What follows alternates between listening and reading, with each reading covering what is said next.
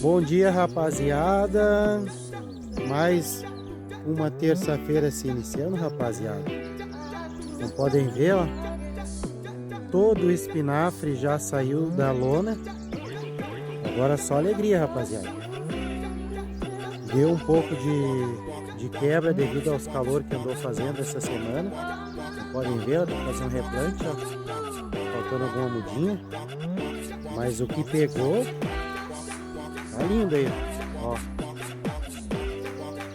Olha que espetáculo aí. Quando ele chega a esse ponto aí que ele passa da lona aí, rapaziada, quem planta sabe. Mais uns 10 dias já tá tapando a lona.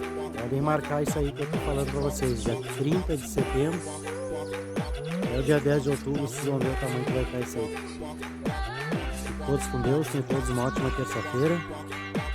Vamos lá, rapaziada.